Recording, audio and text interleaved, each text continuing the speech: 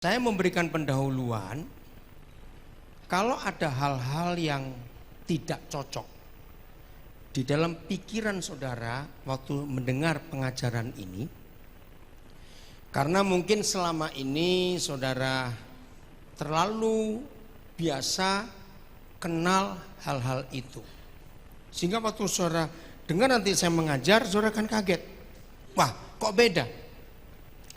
Jangan bereaksi negatif dulu, dengarkan dulu baik-baik. Saya selalu berkeputusan kalau saya mengajar dan yang mendengar tahu bahwa apa yang saya ajarkan tidak ada dasar firman, maka saya berhak diinterupsi. Ya, saya berhak, saya terima. Tapi selama saudara mendengar dan semua yang saya pakai adalah firman Tuhan atau ayat-ayat Alkitab, tapi di benak saudara kok rasanya nggak cocok, jangan dilawan dulu, dengarkan dulu sampai selesai. Ngerti maksudnya? Supaya saudara dapat berkat. Nah nanti selesai saya beri kesempatan, bahkan nanti saya akan tinggalkan email address saya, nomor HP saya.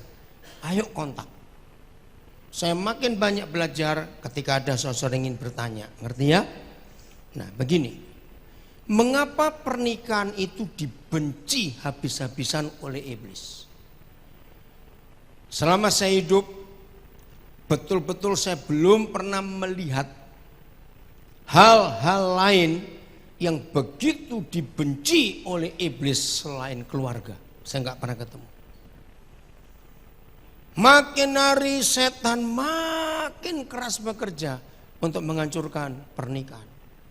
Yang terakhir dunia dibuat kaget bulan Maret 2015 ketika Amerika secara undang-undang negara meresmikan perkawinan sejenis, lalu berapa negara di dunia ikut, makin hancur pernikahan ini, saudara. Ketika acara-acara televisi ditayangkan kasus perceraian yang begitu mudah, akhirnya anak-anak nggak ada contoh yang baik. Bahkan maaf, saya harus ngomong kalau ada rekan-rekan gembala, tolong. Sudah lebih 20 tahun, lebih. Tiap kali saya memberkati pernikahan, saya minta kalau boleh, usahakan gak bareng dengan pesta pernikahan. Karena capek pengantinnya itu.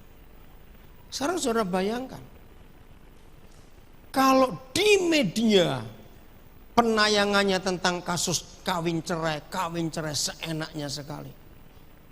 Kalau dalam kehidupan sehari-hari kita mendengar kiri kanan cerita perceraian, bahkan akhir-akhir ini tidak sedikit hamba Tuhan baik di Indonesia maupun luar negeri yang bercerai, betul tidak?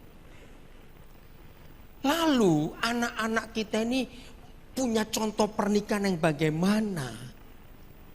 Sudah begitu, maaf para rekan pendeta, gembala saya minta maaf, tapi saya harus ngomong. Sudah begitu, pemberkatan nikah di gereja itu cuma pro forma. Lihat, biasanya ya nggak semua, tapi rata-rata. Jawab pertanyaan saya. Biasanya kalau saudara hadir pemberkatan nikah, itu yang hadir sedikit atau banyak? Sedikit. Memang kok zaman sekarang orang senang makan gratis ya? Jadi serius. Nah sudah yang datang sedikit, maaf, khotbahnya pendek lagi. Iya atau tidak? Nah sudah demikian, lalu anak-anak kita itu mau cari model pernikahan yang bagaimana? Yang terakhir ini, izinkan saya ngomong kalimat yang sangat tidak enak. Di media dicekoki kawin cerai seenaknya. Berita-berita di sekitar hidup kawin cerai juga. Lalu kalau anak-anak kita ingin mendengar soal pernikahan, lalu mereka ikut hadir, mungkin omnya menikah, tantenya menikah. Seharusnya itu kesempatan gereja memberitakan hukum-hukum pernikahan dan arti pernikahan. Di pemberkatan nikah keluarga juga khotbahnya pendek lagi.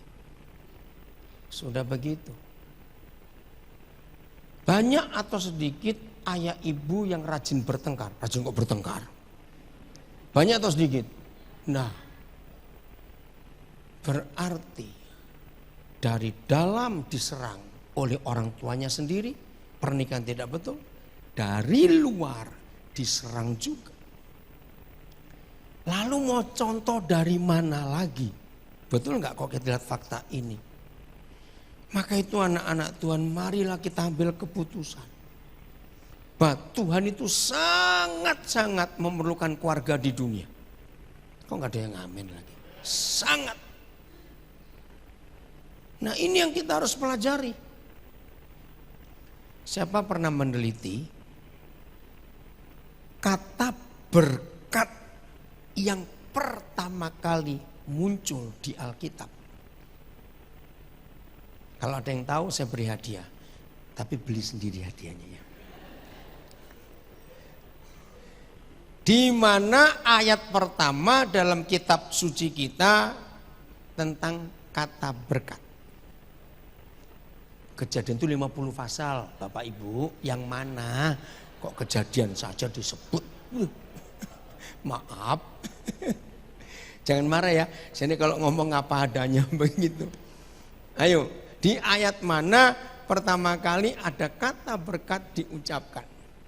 Nggak boleh lihat kamus, nggak mau saya, awas, itu ada ketahuan dilihat kamus Alkitab, awas. Oke, daripada suara bohong, saya ngomong langsung. Woi, puji Tuhan, tepuk tangan.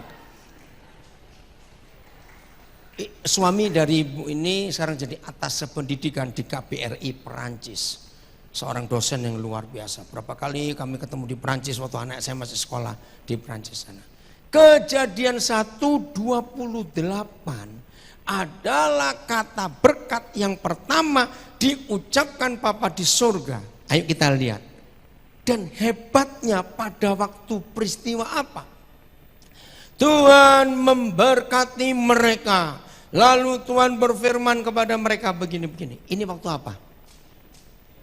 Loh, waktu apa ini? Pemberkatan, bukan penciptaan. Pemberkatan pernikahan. Berarti semua umat manusia. Karena di ruangan ini ada 2 anak saya yang muslim ikut. Bahkan tadi pagi yang satu waktu sahur saya bangunin dia ketiduran. Mereka saya ajak selalu, saya bilang, kamu ikut papa bukan karena agama, enggak, papa enggak perlu agamamu, dengar kebenaran. Maka itu harus tahu. Ternyata kata berkat itu dimulai oleh Papa di surga dalam pernikahan.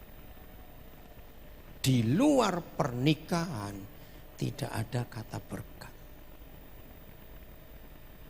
Nah, kata berkat ini luas, saudara, luas. Izinkan saya mengajarkan fakta ini karena masih banyak orang belum mengerti.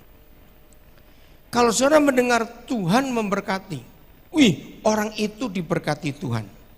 100% konotasi atau yang muncul di benak kita adalah dia kaya, rumahnya bagus, mobilnya luar biasa, setahun 5 kali ke luar negeri. Salah. Catat. Kata berkat yang betul itu begini. Segala sesuatu yang tidak bisa dibeli dengan uang, itulah berkat Tuhan. Dahsyat sekali bukan? Jadi selama saudara masih bisa beli apa-apa, buat apa-apa karena uang, jangan pernah libatkan Tuhan. Sebab Tuhan itu bermusuhan dengan uang. Loh kok enggak amin? Enggak tahu ayatnya. Oke, saya buktikan. Matius 6:24, cepatan ayo. Matius 6:24. Gabriel, opa senang sekali. Ini cucu saya itu dari sisi pertama diam. Kau dengarkannya Gabriel hebat. Sekarang diam lagi. Lihat, saya mau katakan kepada saudara, musuh Tuhan itu bukan setan, tapi uang. Lihat ayat ini, Matius 6:24. Tak seorang pun dapat mengabdi kepada 2 tuan. Karena jika demikian, ia akan membenci yang seorang dan mengasihi yang lain. atau ia akan setia kepada yang seorang dan tidak mengindahkan yang lain. Kamu tidak dapat mengabdi, menghamba, takluk kepada Tuhan dan kepada apa itu mamon? Uang, saudara. Jadi Tuhan itu musuhnya bukan setan. Setan sudah kalah sejak Yesus bangkit. Tapi uang belum pernah kalah sampai hari ini. Catat itu baik-baik. Kesimpulannya ya, jangan tersinggung ya. Tapi kita bisa diskusi nanti. Satu-satunya nilai, ukuran, standar saudara dan saya betul-betul berharap Tuhan ketika saldo kita nol.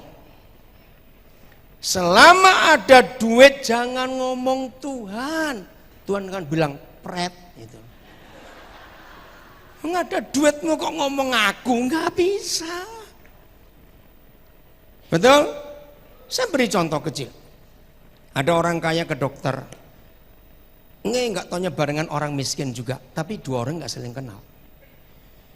Setelah dokter diagnosa, biopsi semuanya setelah sekian hari, dokter memvonis maaf, ternyata saudara berdua terlambat, kanker stadium akhir. Dengar ya? Siapa tadi?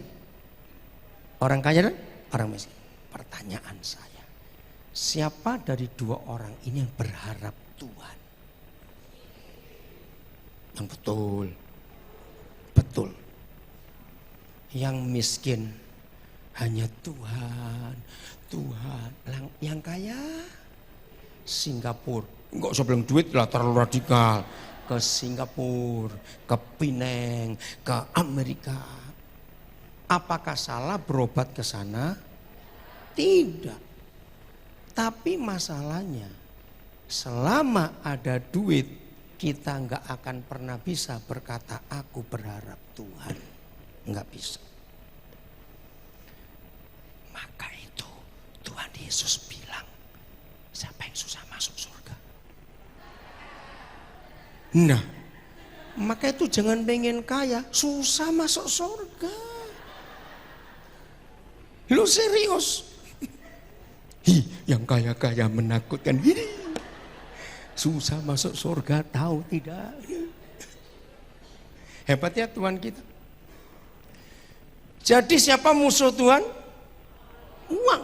Bukan orang kaya, jangan dong. Aduh jangan begitu orang kaya. Sampai bilang tadi, takut saya. Saya ini kaya loh sebabnya. Ini baju saya kelip-kelip emas semua ini. Enggak. Alasannya cuma satu. Enggak bisa berharap Tuhan 100%. Selama masih ada uang di hidup kita, mustahil bin mustajab untuk berharap Tuhan. Itu sudah hukum alam. Maka itu saya katakan lagi, apa tadi berkat Tuhan? Loh masa lupa. Iya, segala sesuatu yang gak bisa dibeli dengan uang, itulah berkat Tuhan. Jadi kalau ayat ini berkata, diberkatilah mereka dalam rumah tangga dalam pernikahan, itu gak ada urusan uang. Siapa pernah baca tulisan dari NN, gak dikenal sampai hari ini. Apa yang uang bisa beli? Uang bisa beli tempat tidur yang mahal, tapi uang gak bisa beli tidur. Uang bisa beli obat-obatan yang mahal, tapi uang gak bisa beli sehat. Uang bisa beli alat-alat hiburan yang ratusan juta, home theater apalagi di rumah. Tapi uang gak bisa beli kebahagiaan dan sukacita. Dan banyak lagi yang lain. Kalau di ruangan ini suami istri sering bertengkar. Gara-gara yang satu hobi mobil mewah terus saja. Yang satu tuh gak tahan. Biasanya yang satu ini siapa, yang satu itu siapa. Biasanya dalam pernikahan. Cepat.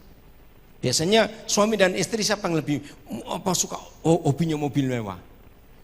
Suami kok istri bagaimana? Jarang ada istri hobi mobil mewah. Adalah satu dua.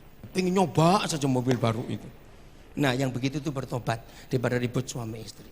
Ingatkan semua orang, semua kita pada akhirnya mobil terakhir yang kita naiki pasti mobil jenazah.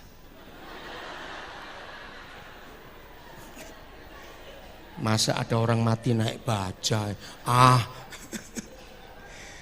Kalau toh mobil terakhir yang kita naiki mobil jenazah, ya belajarlah latihan mobil jelek mulai sekarang gitu loh. Supaya kalau hari itu tiba kita di mobil jenazah itu nggak protes, kok jelek ya mobil ini, nggak begitu maksud. Maaf. Oke, kita lanjut. Berarti tidak semua orang kaya itu dapat berkat Tuhan. Loh kok nggak amin? Berarti tidak semua orang kaya itu dapat berkat dari Tuhan. Kenapa? Saya mau berikan 3 resep untuk saudara kaya dengan gratis. Mau tidak? Wih, semangatnya. Enggak usah bayar kepada saya, kan ini hukum alam. Nah, orang yang melakukan 3 hal, yang dapat 3 hal ini, enggak usah bertobat, enggak usah beragama, enggak usah kenal Tuhan. Jahatlah, apa saja, tetap kaya, karena ini hukum alam. Maka itu saya katakan, jangan pernah mengukur berkat Tuhan dengan materi. Jangan, itu salah besar. Sebab uang itu saingan Tuhan kita. Dia nggak mau disamakan. Harus milih salah satu. Catat supaya nggak lupa. Bagikan pada semua orang. Resep ini sudah dipakai oleh banyak orang dan mereka berhasil. Tapi saya nggak pengen punya resep ini karena ngeri. 1, tiba-tiba dapat warisan. Kaya nggak? Nah sudah. Nyoto. Itu nggak usah berdoa. Nomor 2, rajinlah, rajin. Kalau saudara punya toko di pasar atau di mana, yang lain bukanya jam 6 pagi, saudara buka jam 4 subuh. Yang lain tutup jam 8 malam, saudara tutup jam 10. Pasti kaya. Betul tidak? Ini hukum alam. Nomor 3, pelitlah. Oke, nomor 1 apa tadi?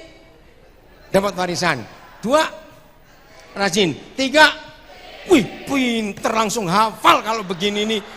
Aduh, kalau diajak ngomong duit kok pintar semua, heran saya. Jadi kalau saudara, orang pelit itu kalau beli ikan, kepalanya saja. Dan orang begini nih jangan coba-coba pelihara kucing, kucingnya mati. Sebab 4 hari pertama hanya makan kuah sup kepala ikan. Hari kelima baru tetelannya. Sudah hancur itu. Maka itu kucing gak pernah kebagian. Nah, hidup kayak begini tanpa Tuhan pun kaya. Setuju? Maka itu jangan ukur berkat Tuhan dengan kekayaan. Gak ada sama sekali. Apa sih orang pelit itu? Orang pelit banyak atau sedikit? Sangat banyak, bukan cuma banyak, sangat banyak. Maka itu kaya-kaya karena pelit nih. Orang pelit itu begini. Ada orang kaya punya langganan dokter. Nah dokter ini sangat capek kalau si pelitin datang. Karena periksa mintanya obat yang murah terus.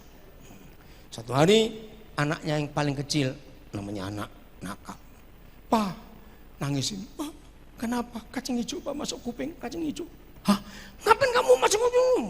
Orang diperiksa, aduh dalam sekali. Dibawa ke dokter langganannya. Dok, kenapa lagi? Anak ini nakal dok. Masa kacang hijau bisa masuk kuping? Ya udah saya periksa. Waduh, Pak ini nggak bisa dicabut biasa. Terus, ya namanya orang pelit harus operasi. Apa dok operasi? Masa harus operasi begitu? Nah karena sudah tahu, saya tahu operasi itu mahal. Ada yang gratis kok Pak. Nah saya mau gratis saja. Oke, ini resepnya. Bawa pulang ke rumah, tetesi air 3 hari, tumbuh kecambah, cabutlah. Nah itu gratis. Orang pelit kok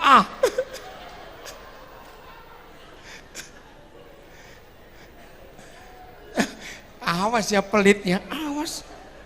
Maka itu orang kaya susah masuk surga, saudara. Karena pelitnya itu tadi. Oke, supaya nggak makin banyak tersinggung, saya lanjut. Jadi berkat Tuhan hanya datang karena dalam keluarga. Apa keluarga itu? Nah, ini firman-Nya. Kejadian 1:26. Pelan-pelan ya, saya sudah janji tadi kalau ini nggak cocok buat saudara, jangan bantah dulu. Berfirmanlah Tuhan, baiklah kita menjadikan manusia menurut gambar dan rupa kita supaya begini-begini. Masalahnya di mana? Firman ini masalahnya di mana? Masuk nggak tahu? Di mana? Enggak, coba masalahnya di mana firman ini? Gini aja lah. Tuhan itu berapa? Satu. Tapi nah, kenapa dia ngomong kita? Nah, ini masalahnya. Beda. Orang Sulawesi Utara, kita itu lain dengan kita bahasa Indonesia yang benar. Betul? Ayo. Kalau orang Sulawesi Utara bilang kita itu maksudnya siapa? Saya. Nah, orang Sulawesi Selatan lebih kacau lagi. Ada orang Makassar di sini? Oke. Kita mau kemana? Loh, bingung tidak? Orang Makassar bilang kamu itu kita. Saya pertama bilang, orang itu tanya, kita mau kemana? Saya nggak jawab dong, kita siapa? Ternyata orang Makassar itu lebih kacau. Orang yang di utara ngomong kita itu kamu, yang di selatan ngomong kita saya. Kebalik-balik. Kebalik. Orang Sulawesi Utara ngomong kita itu saya, ngomong kamu itu kita, orang Sulawesi Selatan. Nah, ini beda. Ngerti maksudnya?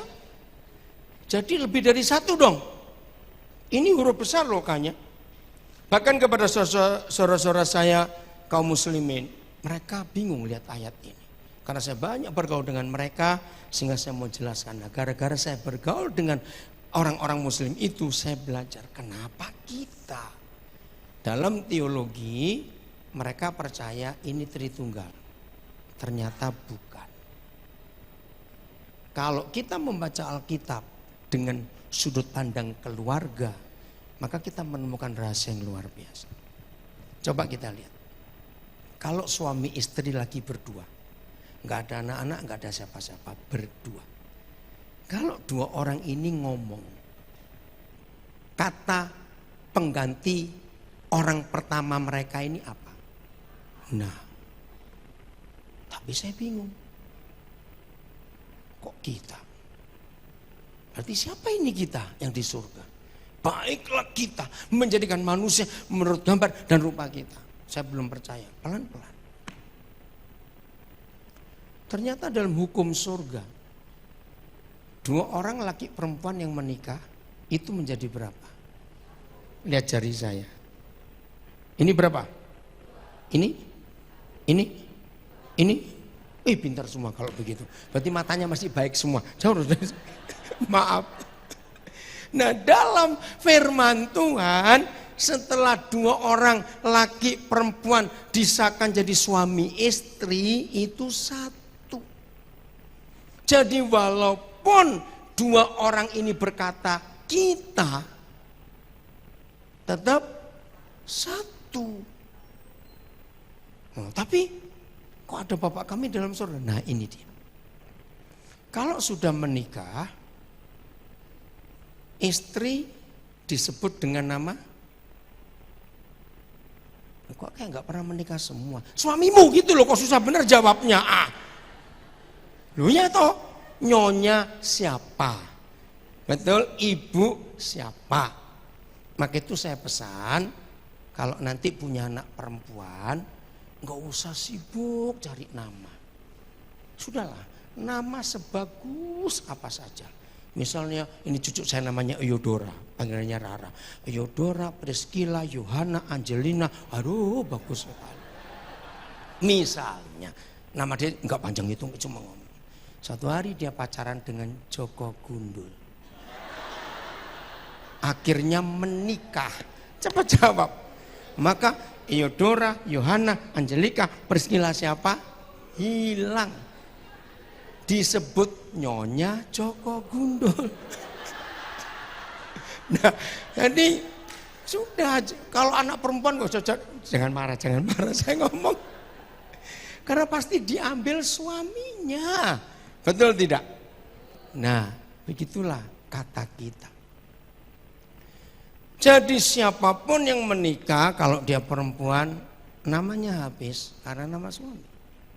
Kepala dengan tubuh, hanya Alkitab yang mengajarkan pernikahan itu suami kepala, istri tubuh. Maka itu sebelum pernikahan disiapkan.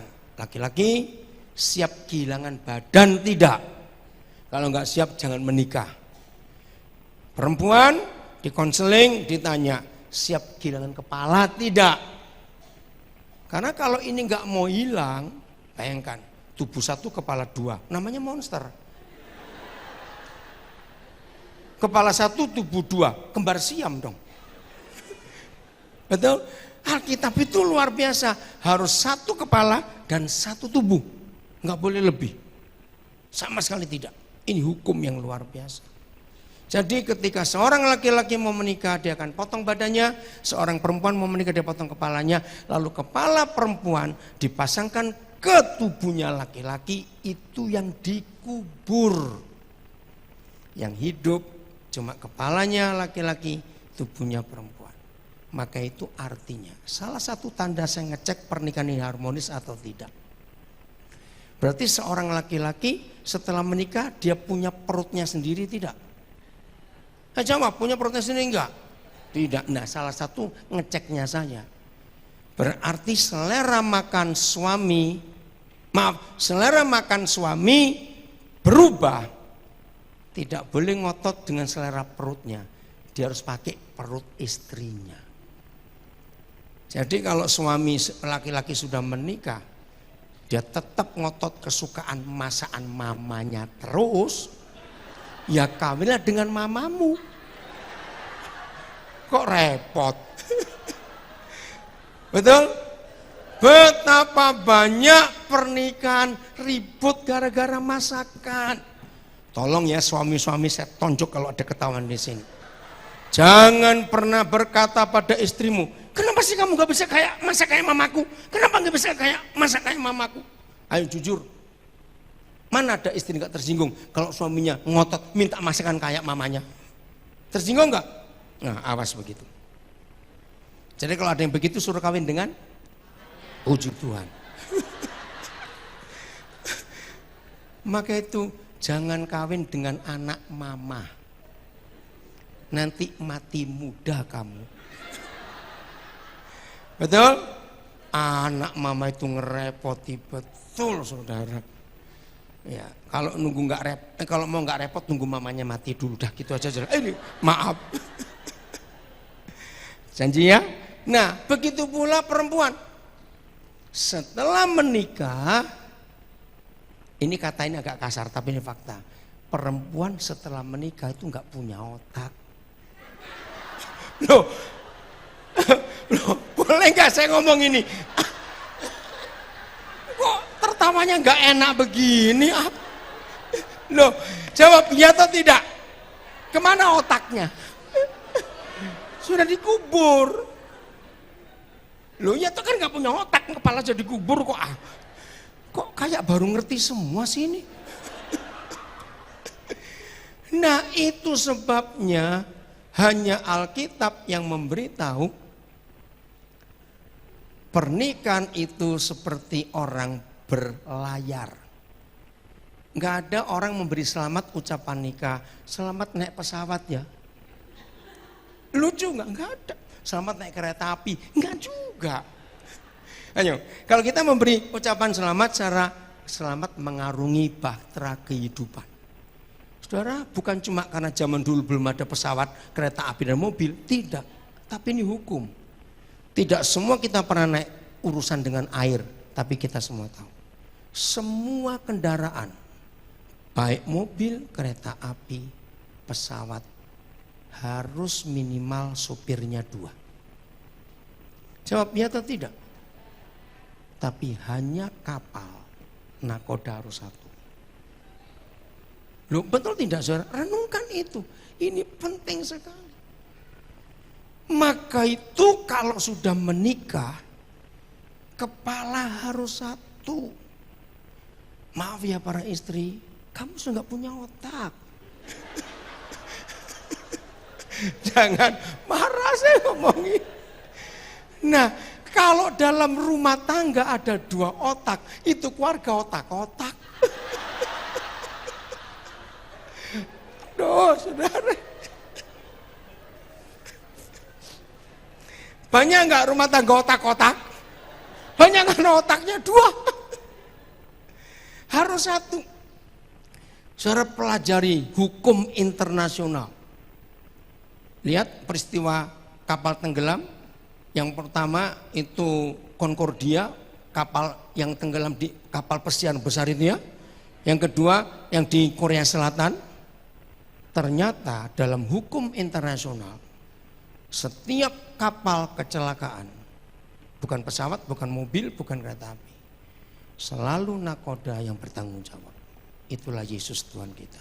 Bahkan dalam hukum internasional, nakoda tidak boleh meninggalkan kapal sebelum semua penumpang dicek tidak ada di dalamnya.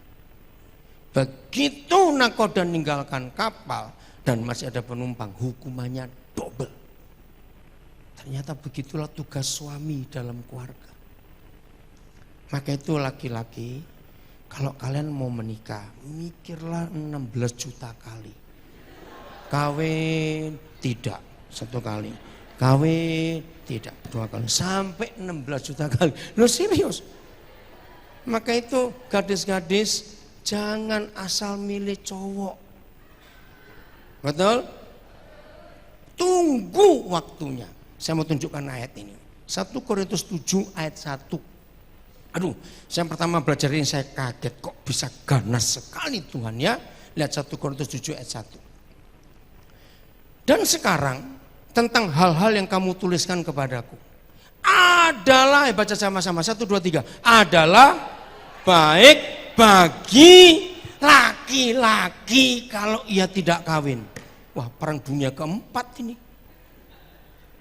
Saudara, saya lama mempelajari firman ini. Kenapa Tuhan berfirman adalah baik bagi laki-laki kalau ia tidak kawin?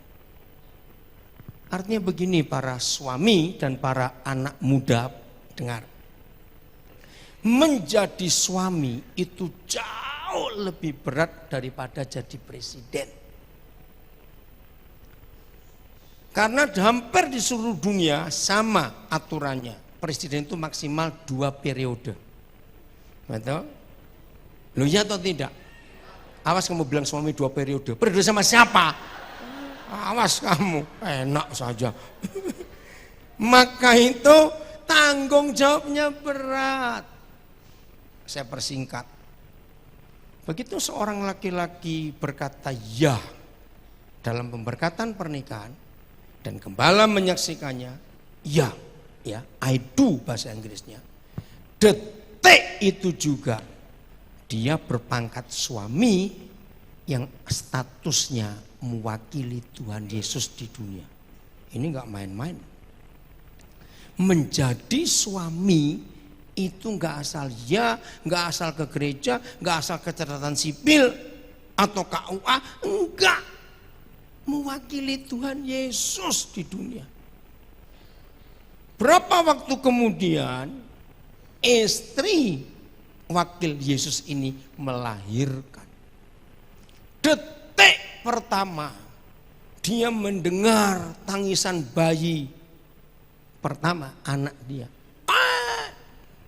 Detik itu juga orang yang sama dia mewakili Bapa di surga untuk di dunia ini.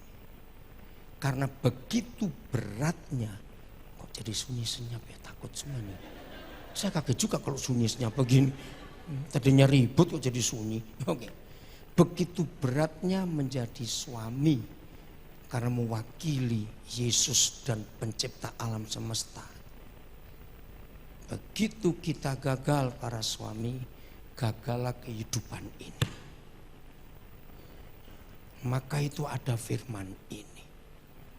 Kalau kamu laki-laki enggak bisa jadi suami yang mewakili Yesus dan jadi ayah yang mewakili Bapa di surga, lebih baik kamu gak usah kawin.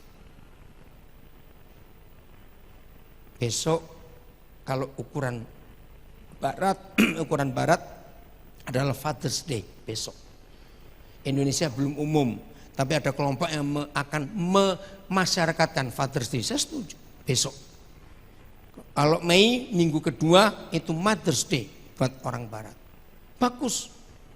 Ayah-ayah ingat, nggak gampang kita jadi suami dan jadi ayah, tugasnya berat. Jadi saya setuju. Kalau saya bilang laki-laki yang mau menikah, mikir berapa kali tadi? 16 juta kali.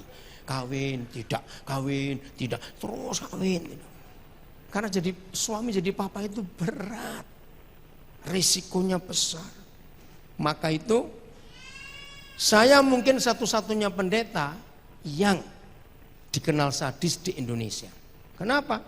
Karena kalau saya memberkati pernikahan dalam konseling, pengantin laki saya minta berani berjanji. Salah satu kalimatnya, aku terima kamu istriku gemuk maupun kurus. Itu harus diucapkan. Loh kok tertawa?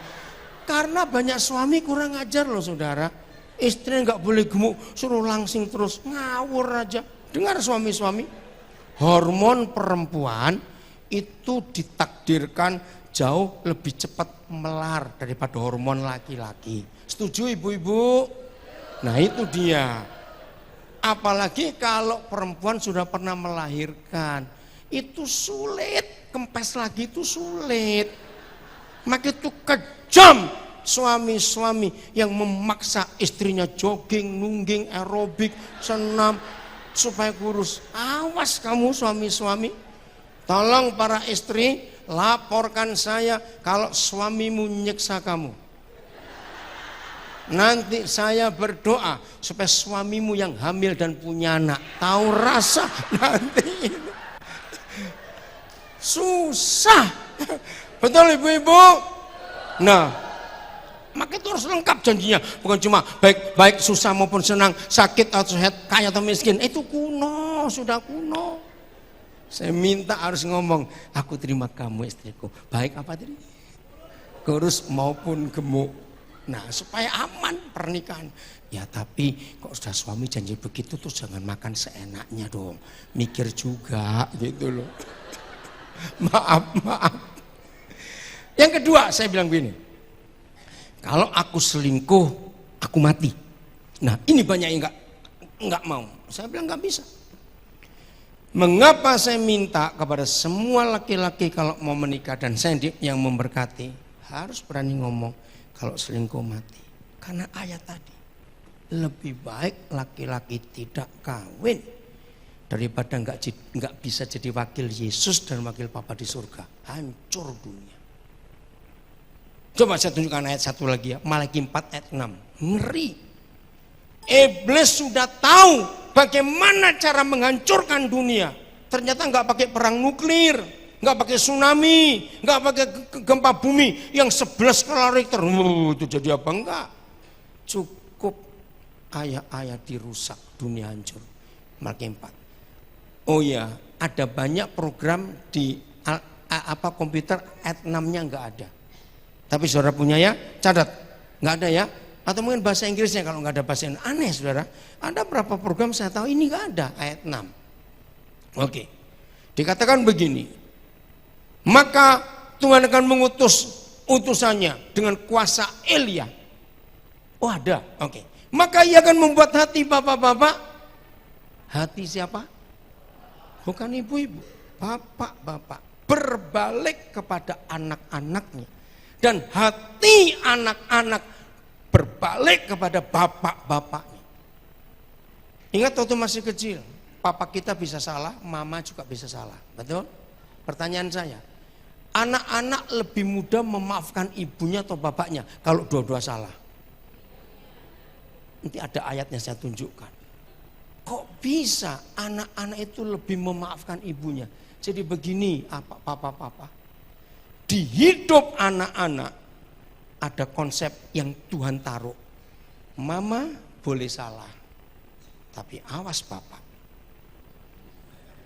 Lo kok tertawa dikasih tahu? Hebat ini, gak takut semua ini orang-orang ini. Oke, sudah. Jadi anak-anak itu sudah punya naluri seperti itu sejak kecil. Kalau ibuku salah, aku maafkan, tapi gak bisa bapakku. Aneh loh saudara. Tapi ada firman-Nya. Maka ia akan membuat hati bapak-bapak berbalik kepada anak-anaknya. Dan hati anak-anak berbalik pada bapak-bapaknya. Saya ganti kata ini. Kalau tidak.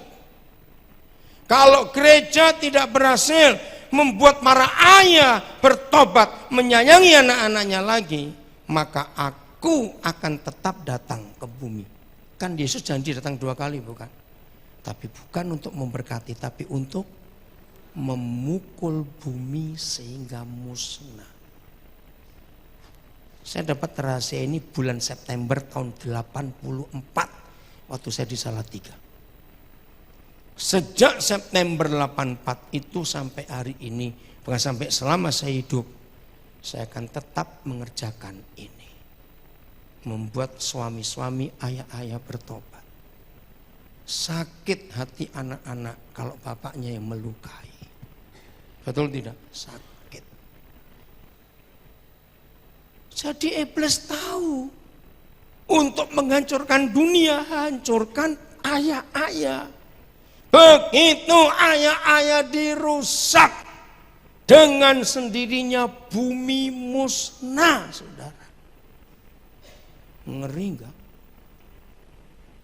Maka itu, jadi suami, jadi ayah itu enggak main-main. Kolose 3:21. Kolose 3:21.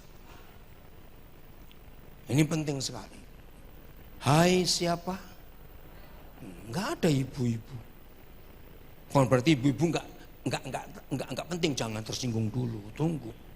Hai ayah-ayah, janganlah sakiti hati anakmu. Ini terjemahnya kurang tepat. Supaya jangan mereka jadi pemberontak, itu yang betul. Saya ulangi lagi, sesalah-salahnya ibu anak mudah memaafkan. Tapi sedikit saja ayah salah, ngeri. Ada 3 hal besar, enggak banyak sebetulnya, tapi ini fatal. Bukan 5, bukan 10, cuma 3 saja yang membuat anak-anak luka hatinya dan jadi pemberontak. Catatnya para ayah, kita harus tahu. 1, jangan menyakiti ibunya anak-anak. Anak-anak marah. Berarti suami ngapain? Loh. Nomor 1 yang membuat anak-anak sakit hati dan jadi pemberontak. Ketika ibunya disakiti oleh ayahnya. Artinya suami mukul istri. Suami menyakiti istri. Anak-anak berontak, marah. Waktu mereka masih kecil, dendam.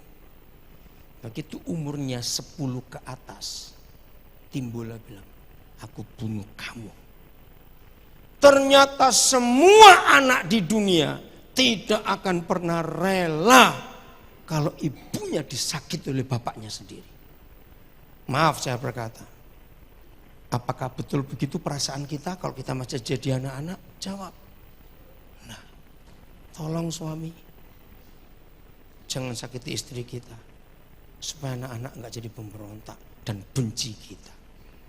Nomor 2, anak disakiti bapaknya karena ingkar janji.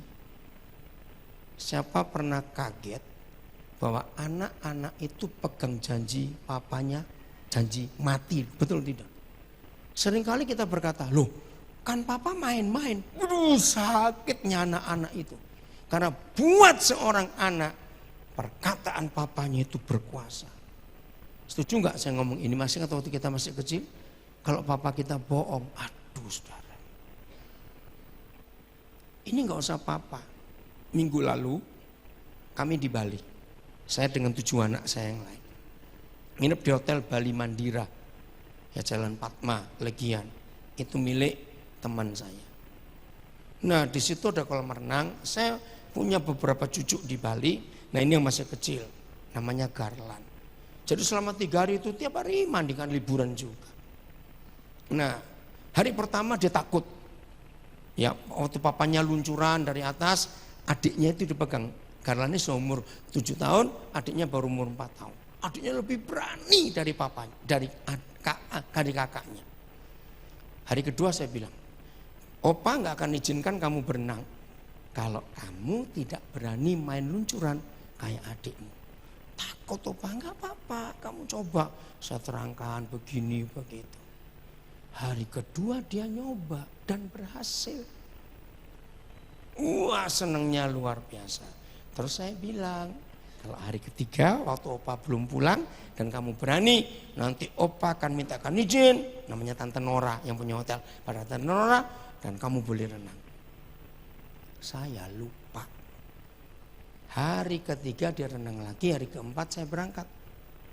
Kemarin saya ditelepon oleh cucu ini. Opa sudah bilang Tante Nora belum? Ya ampun saya lupa. Ngerti maksudnya? Jangan asal ngomong. Pegang ini anak. Aduh. Akhirnya saya telepon langsung. Saat itu juga. Supaya nenek gak kecewa. Walaupun harus bayar karena gak nginep. Gak apa-apa. Ngerti ya?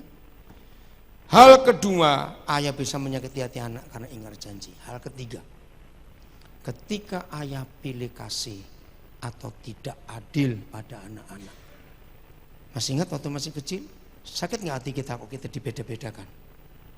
Sakit juga. Inilah 3 hal yang membuat ayah melukai hati anak. Baru ada yang lain. 1 Tesalonika 2. Mulai ayat yang ke-10. 1 Tesalonika 2 mulai 10. Kamu adalah saksi, demikian juga Tuhan. Betapa saleh itu hidup takut akan Tuhan.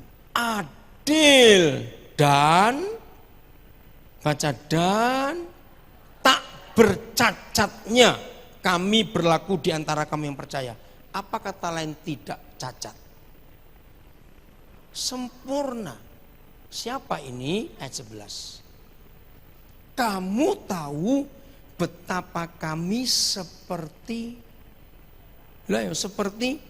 bapak terhadap anak-anaknya. Stop dulu. Inilah firman Tuhan yang memberitahu kita bahwa seorang mama boleh salah, tapi seorang ayah tidak boleh salah. Wih, saya kaget. Maka itu ayah-ayah, setelah mendengar kebenaran ini, termasuk mengikuti live streaming, dimanapun kalian berada saudara-saudara, ingat, mama boleh salah, tapi papa tidak. Tak bercacat. Begini ilustrasinya. Walaupun kita sudah tua, kalau nonton film, akhirnya jagoannya mati. Apa perasaan kita? Ngapain nonton tadi kalau begini, aduh. Loh betul tidak, walaupun sudah tua.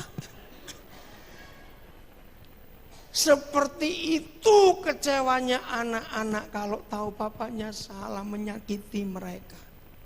Dalam sekali. Oke, saya kembali. Jadi siapa kita di surga? Ternyata itu papa mama. Jadi Tuhan itu dalam teologi pasti jawabannya. Tuhan itu laki atau perempuan? Laki, karena bapak kami dalam surga. Masalahnya kalau dia cuma hanya laki saja, Lihat Kejadian 1 ayat 27. Ayo cepat, ini bagian terakhir. Maka Tuhan menciptakan manusia itu menurut gambarnya. Menurut gambar Tuhan dijadikannya, saya ganti ya, dia manusia itu dianya satu bukan? Tapi bukan, harusnya dua. Kenapa? Titik koma, laki-laki dan perempuan. Kalau saya baca dengan kalimat yang betul, dijadikannya menurut gambar Tuhan, manusia itu tunggal dia, tapi isinya dua, yaitu suami dan istri. Diciptakannya mereka. Betul enggak? Ini suami istri.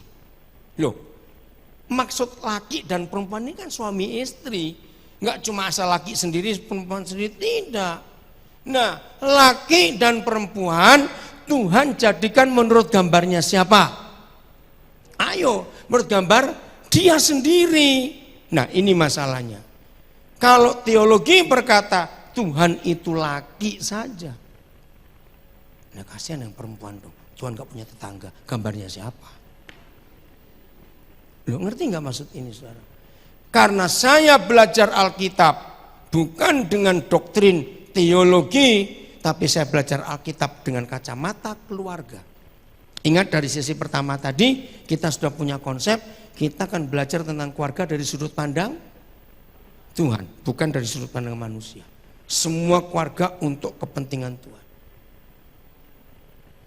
Jadi di surga itu ada papa mama, bukan suami istri, maaf, bukan laki perempuan, papa mama.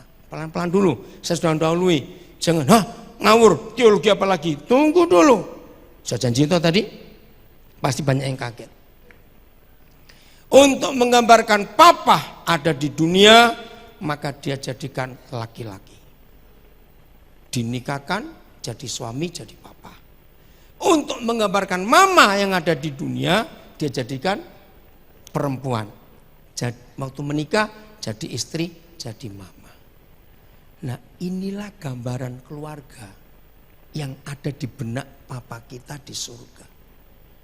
Untuk mewakili keluarga di surga yang adalah kita, maka dia jadikan rumah tangga di dunia lewat kita semua. Jadi gambaran surga yang ada di dunia itu adalah suami istri, adalah papa mama. Coba 2 Korintus 5:20, tapi bahasa Inggris. Saya minta ya, 2 Korintus 5 ayat 20. Tolong bahasa Inggrisnya. Yang punya Alkitab bahasa Inggris coba lihat. Kalau bahasa Indonesia, nah itu betul tadi. Utusan. Now then we are ambassadors for Christ. Apa itu ambassadors? Duta besar. Apa fungsi duta besar? Begini. Kalau ada orang Amerika pengen tahu Indonesia, tapi punya dua masalah.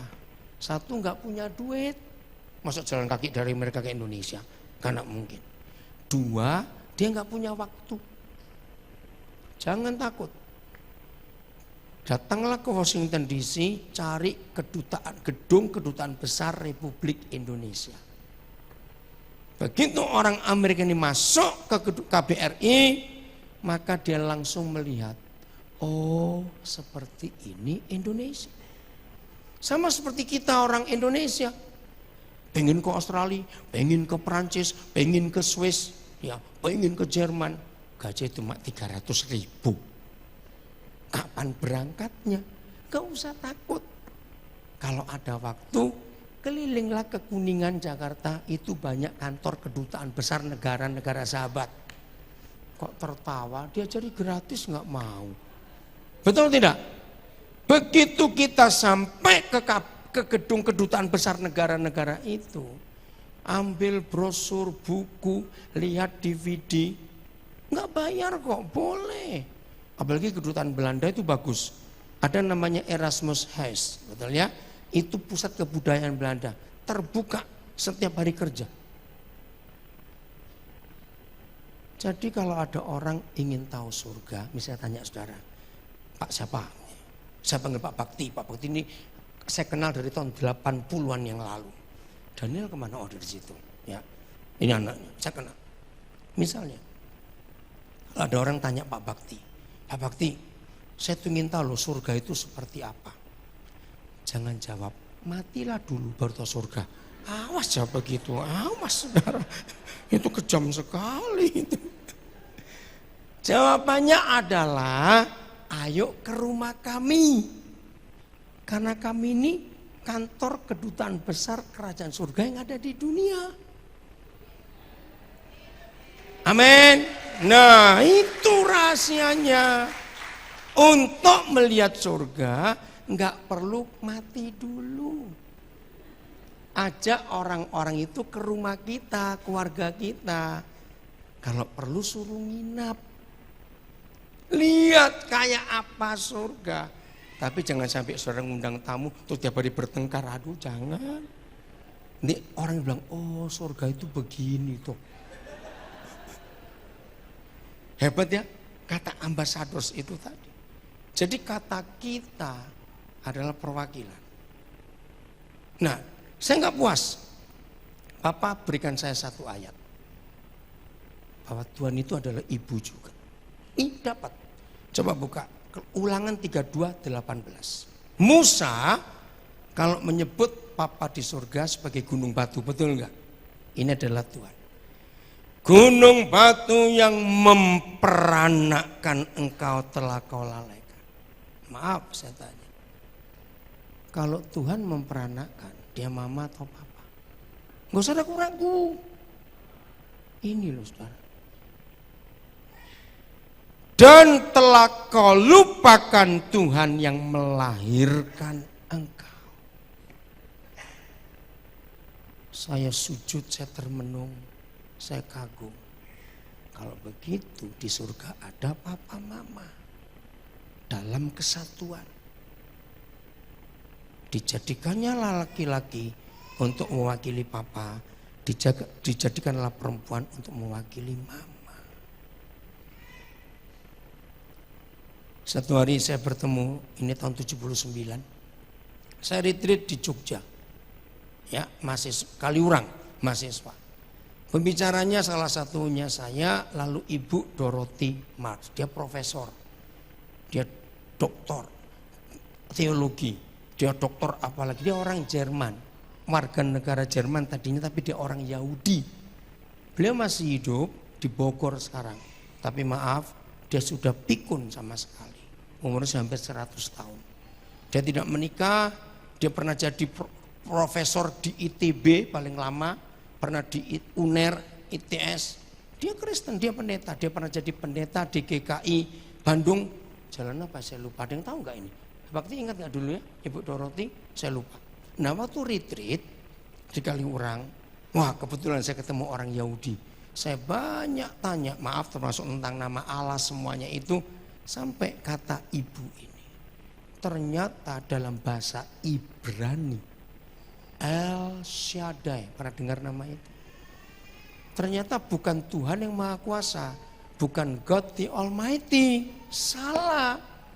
Dalam bahasa Ibrani, El Shaddai itu adalah Tuhan yang menyusui, Elohim yang menyusui. Wih, saya kaget. Nah, kalau Tuhan itu menyusui papa atau mama, amit-amit jangan sampai ada bapak netek anaknya, amit-amit saudara. Awas itu. Betul? Nah dari fakta ini saya menemukan pantas iblis benci keluarga harmonis sebab mereka ingin meniadakan surga di dunia ini. Akhirnya saudara perhatikan, bangsa apa saja di dunia kalau menanyakan tentang rumah tangga saudara, rumah tangga teman, keluargamu seperti apa? Mengapa cuma ada satu di antara dua pilihan? keluargamu seperti apa atau seperti apa? Jawabannya, surga atau neraka. Mana sih ada orang tanya, tanya ya Pak, Bu, keluarga Bapak Ibu seperti pasar atau mall? Ada nggak yang begitu? Nggak ada. Mengapa dunia menanyakan keluarga kita seperti surga atau neraka? Ayo saya tanya, walaupun saya tahu jawaban saudara. Menurut saudara sekarang ini, persentasinya pernikahan dan rumah tangga lebih banyak seperti surga atau lebih banyak seperti neraka? Nah, berarti iblis berhasil. Gereja yang gagal. Saya ulangi lagi. Bukan gereja, lembaga, bukan lembaga sekolah teologi, bukan lembaga-lembaga Kristen yang lain. Menurut firman Tuhan ini yang mewakili surga cuma satu. Rumah tangga, pernikahan, enggak ada yang lain. Karena ada papa mama di situ. Harmonislah papa mama. Tadi apa alatnya untuk harmonis? Mengampuni, terus mengampuni. Sampai kapan? Ya terus pokoknya. Kalau mau ngitung 70 kali 7 kali itu berapa, hitung. Ya kalau ngitung kan jadi wasit sepak bola, 2-1. 2 sama, tunggu 3-2. Jangan begitu dong suami istri. Mentang-mentang lagi Piala Eropa, terus suami istri ngitungin skor salah, awas. Tidak ada, saling mengampuni. Mau berubah mulai hari ini? Sungguh. Ayat terakhir sebelum kita tutup di sesi kedua ini, termasuk saudara semua yang mengikuti dari live streaming ini, ayo kita merubah pernikahan kita sesuai firman Tuhan. Di dalam kata rumah tangga, saya coba-coba cari, kenapa ya kok rumah tangga bahasa Indonesia? Family, rumah tangga. Padahal kok saya otak-atik rumah dan tangga, tangga dan rumah, kok nggak ada. Ular dan tangga ada, tapi ini rumah tangga ini apa? Oke, saya percaya bahwa sebuah keluarga harus ada rumah. Sebelum saya lupa, maka itu anak-anak gadis, kalau ada cowok dekati kamu dan sudah yakin papa mama kalian dua setuju, gembala setuju, pertanyaan terakhir kepada cowokmu begini, nanti kalau kita menikah, kamu berani janji enggak selingkuh mati? Lu serius? Kenapa tertawa? Kalau cowokmu langsung putus, dia mau selingkuh, gitu saja. Lu serius? Setuju cewek-cewek? Nah itu dia, harus jawab yang baik. Berani janji? Maka itu kalau saya konseling pernikah juga begitu. Kalau dia sunahnya selingkuh, saya kawin sana. Jangan takut, nggak akan mati kalau kita bertobat. Oke, yang kedua, Tuhan Yesus berkata, belajarlah kepada burung. Itu luar biasa loh. Apa yang dipelajari dari burung? Ternyata nggak ada burung jantan berani kawin sebelum dia buat sarang dulu. Itu keren. Betul, keren bilang gitu. Maka itu cewek-cewek, pertanyaan yang lebih penting lagi baru cowokmu, kamu sudah punya pintu berapa? Apa artinya punya pintu? Apa? Pintar. Enggak harus beli, enggak harus. Kalau cowokmu jawab baru 1, itu sel penjara, pintunya 1. Jangan mau. Mana ada penjara pintunya 2, enggak ada, 1. Oke.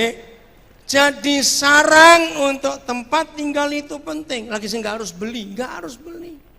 Mau sewa, mau kontrak, terserah. Awas kalau kamu jawab, enggak kok Pak, terus saya nanti tinggal di Taman Mertua Indah. Awas kamu, taman mertua indah, mentang-mentang mertuamu kaya, awas kamu. Kalau saya di luar Jawa kan nggak ada genteng, ya. Kalau saya nggak tanya pintu, saya tanya genteng. Tanyain dia, sudah punya genteng berapa lembar? Ya, kalau di luar Jawa seng. Setelah pintu tanya, cowokmu sudah punya seng berapa lembar? Kalau jawabnya baru 2 lembar, itu kuburan. Ya kan seng, kuburan cuma 2 lembar aja sengnya. Jadi harus punya sekian ribu genteng dulu, harus punya sekian ratus lembar seng dulu, baru boleh menikah. Kalau tidak, kamu malu dengan burung. Betul loh, cucu saya tertawa. Bahkan saya itu iri hati dengan burung loh saudara. Ayo buat sarang burung itu susah atau gampang? Mau coba? Ikat tangan kita ke belakang, dua-dua, pakai mulut kita cariin ranting-ranting kering. Buat sarang susah.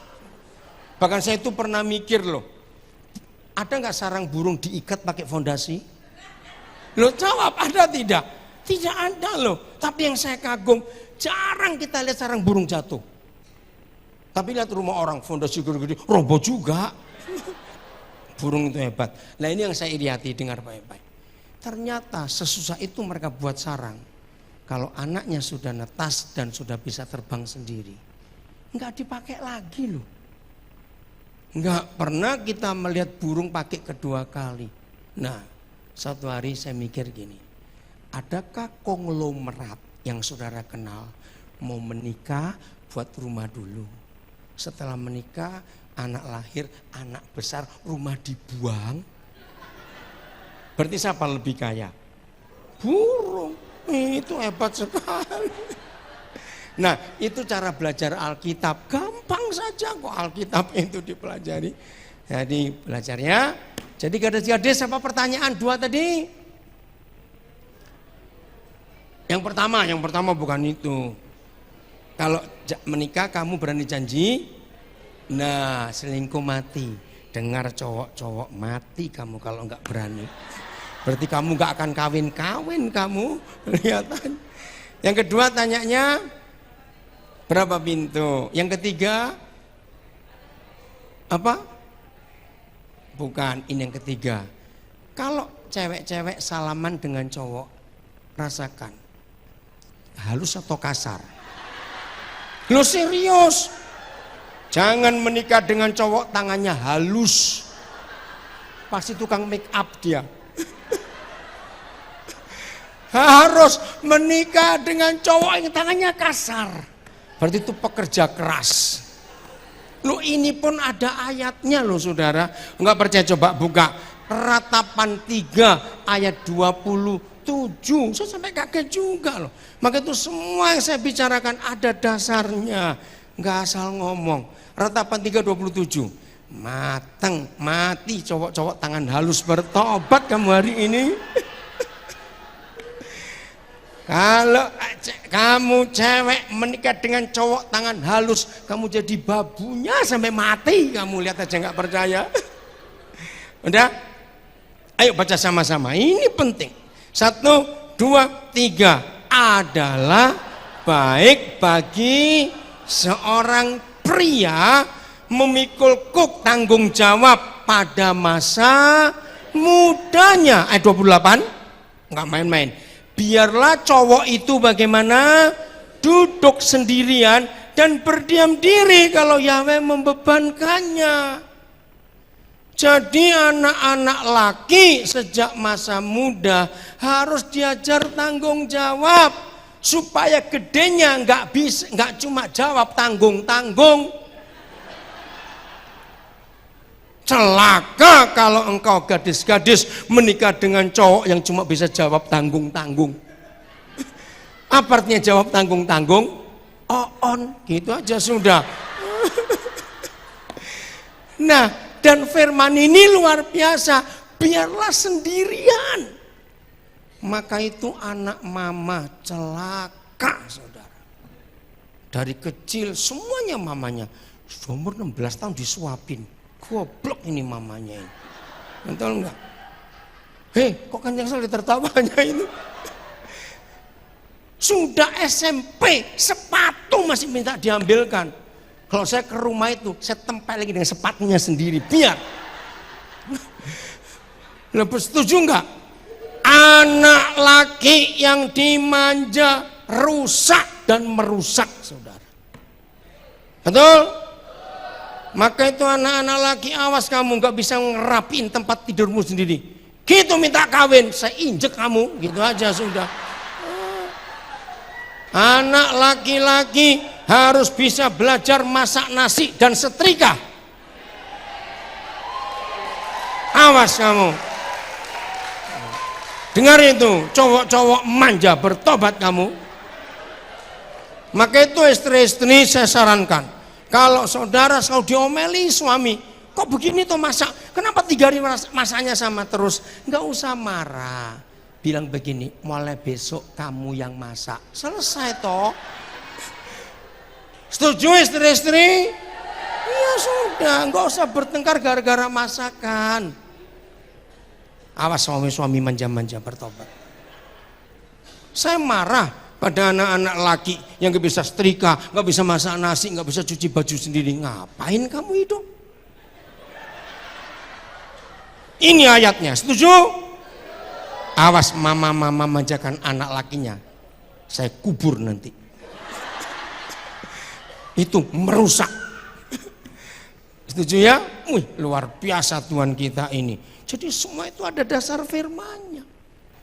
Matius 18 ayat 19 dan 20. Cepat-cepat ini yang terakhir. Dan lagi aku berkata kepadamu, jika 2 orang daripadamu di dunia ini sepakat meminta apapun juga, permintaan mereka akan dikabulkan oleh Bapa yang di surga.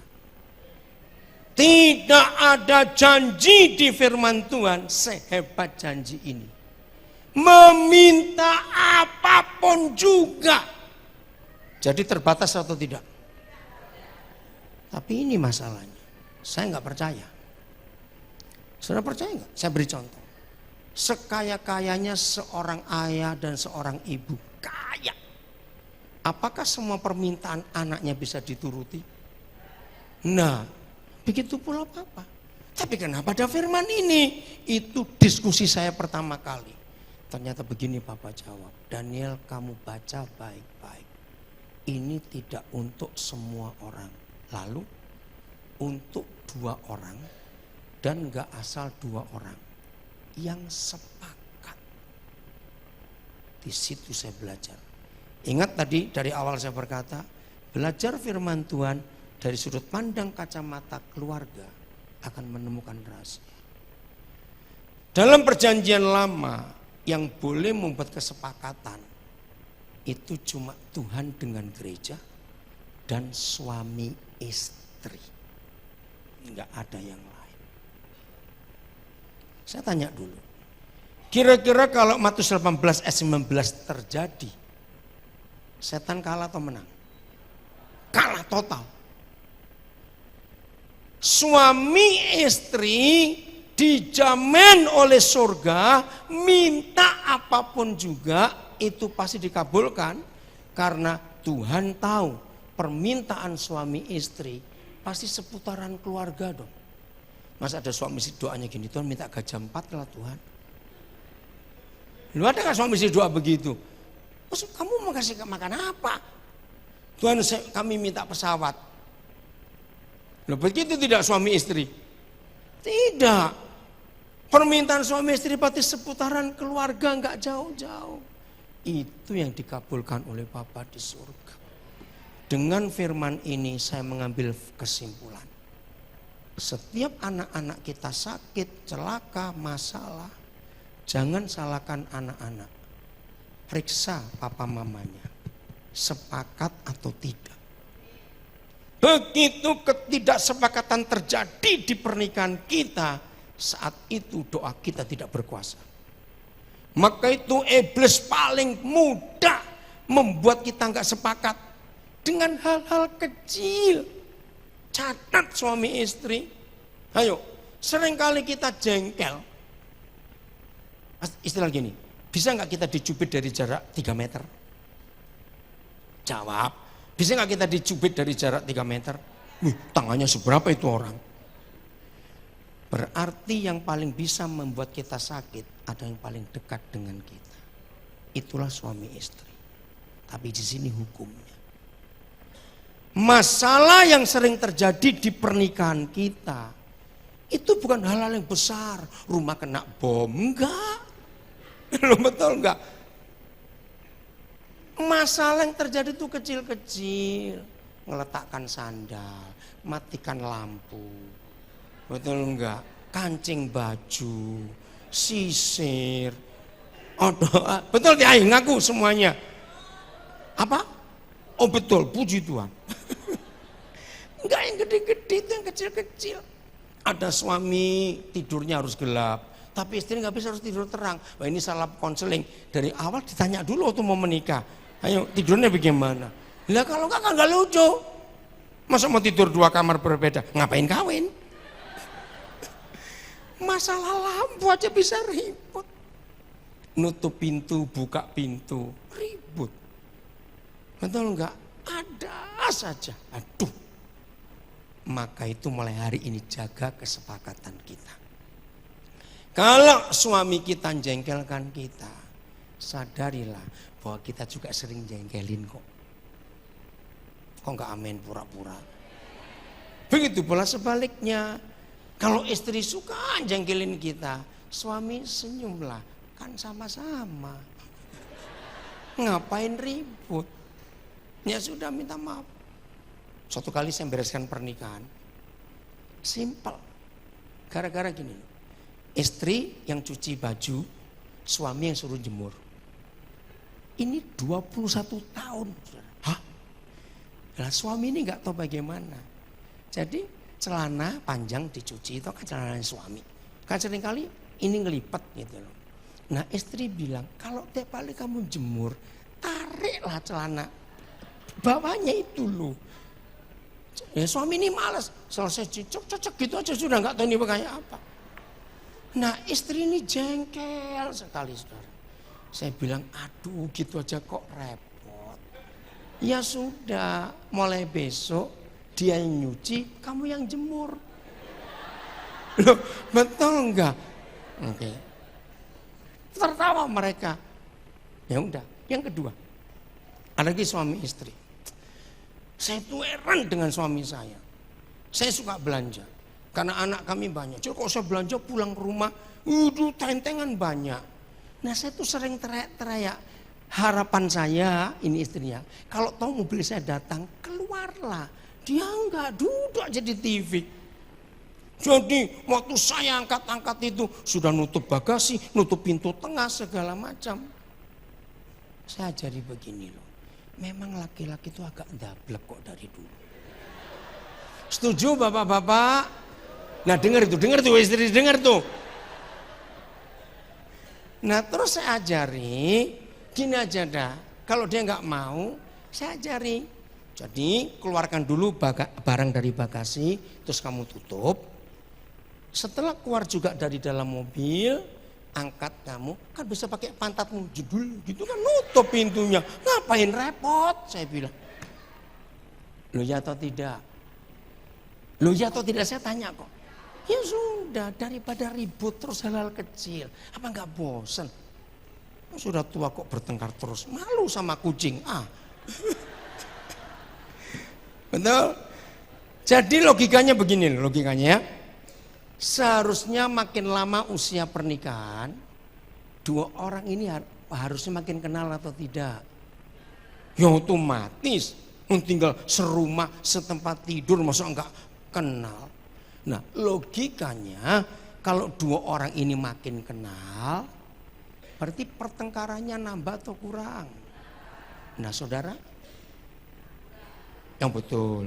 Nanti saya tanya anak-anakmu loh. Ayo. Maka itu kalau usia pernikahan kita bertambah, kok tambah kenceng pertengkarannya? Berarti nggak kenal dong. Nah pertanyaannya, lah terus ngapain tiap hari di rumah kalau nggak kenal? Betul, ini celaka sekali.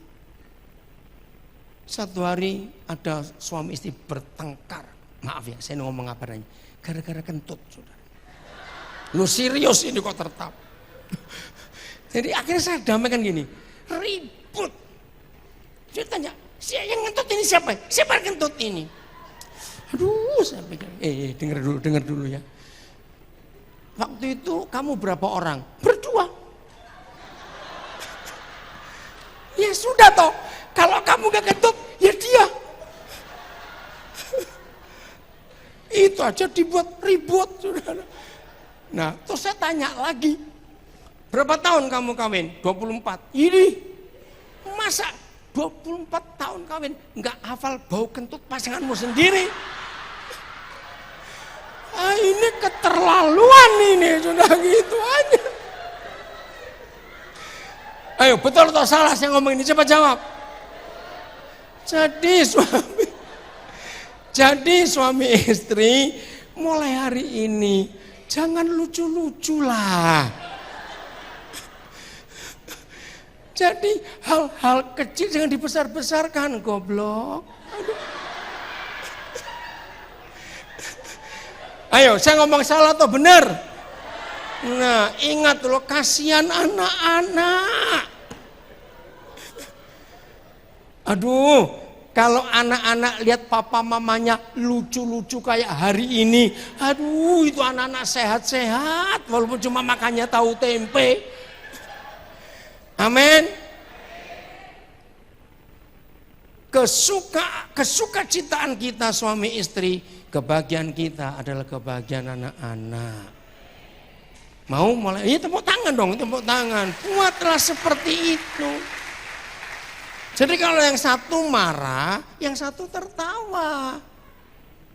Oh, bisa tambah marah? Nggak mungkin, berarti engkau kurang lucu gitu aja. Sehingga yang ini nggak bisa tertawa. Menikah itu indah luar biasa. Ayat 20, terakhir. 20. Loh, kan saya bilang tadi 19-20 toh. Nah, mulai hari ini jangan gunakan Matius 18 ayat 20 untuk membuka ibadah. Salah.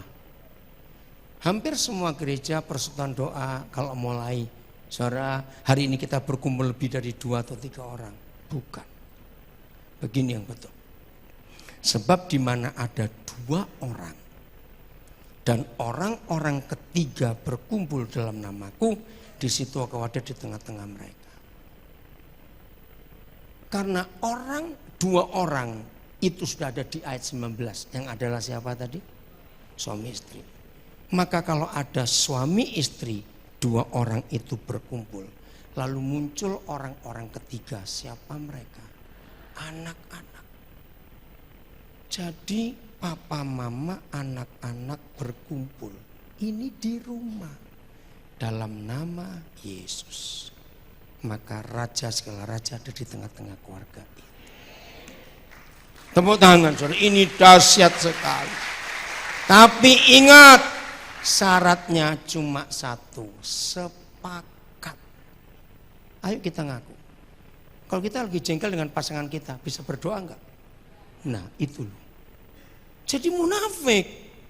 Maka itu kalau kesepakatan pernikahan kita jaga, selalu mengampuni. Sampai berapa kali? Nah, pintar 77 kali. Artinya kok usah dihitungi, capek gitu. Maka surga turun ke bumi.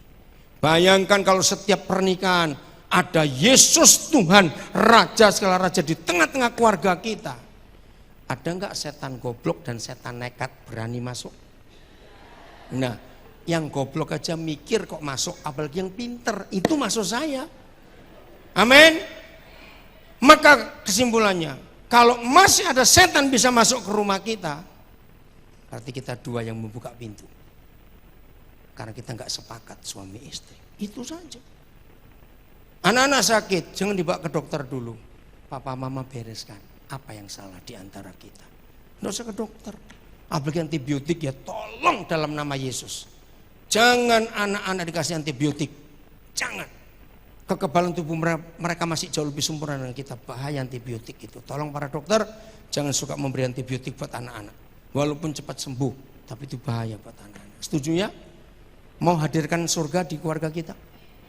Hadirkan Yesus sebagai Raja. Dengan cara apa tadi? Sepakat. Selalu mengampuni, selalu. Nah, bayangkan kalau Senin sampai Sabtu di keluarga kita Yesusnya hadir. Surga ada di keluarga kita tidak? Wah, begitu hari Minggu kita ke gereja, masing-masing keluarga bawa surga, bawa rajanya surga. Suasana ibadah luar biasa. Harusnya begitu, tapi yang sering terjadi, Senin aman, Selasa mulai, Rabu aman dikit, Kamis meledak, Jumat lebih aman, Sabtu babak belur, Minggu ke gereja, senyum, ayo senyum. Nusa bengkak-bengkak suruh senyum bagaimana? Ngerti maksudnya? Apa yang kita bawa? Neraka. Lagi sekali anak-anak jadi korban. Tuhan memberkati kita semua. Jadikan keluarga kita wakil surga di dunia. Mari kita menghampiri Tuhan.